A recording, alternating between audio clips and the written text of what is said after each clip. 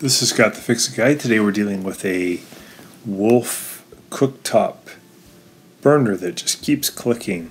So we're going to take the grate off. This is, I think they call a soup burner. So it's just one single burner.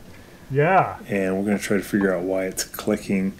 Sometimes this can be due to some moisture that's gotten down in by the igniter, and it ends up grounding out the system.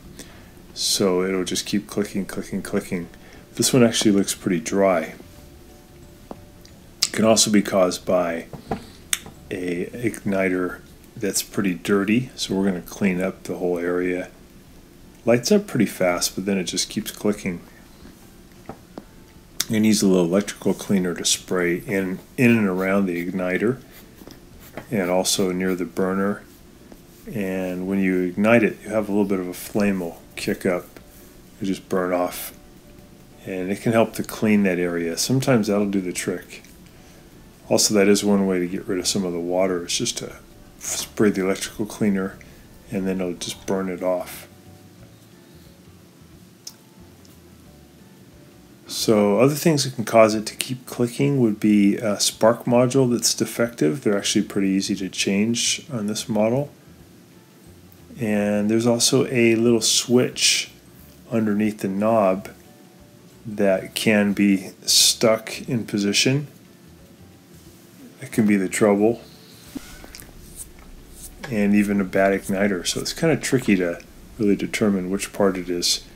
I'm going to pull back on this display. I'm going to just gently pry it off so I have access to the switch that turns on the igniter.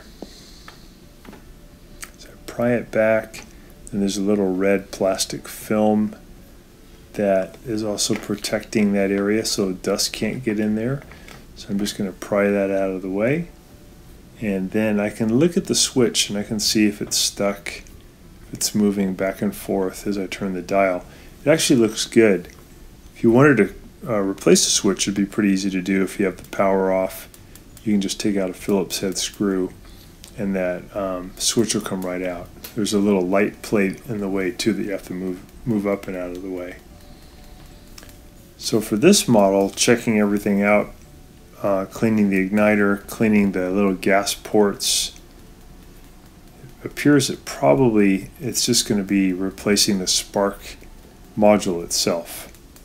We get it going.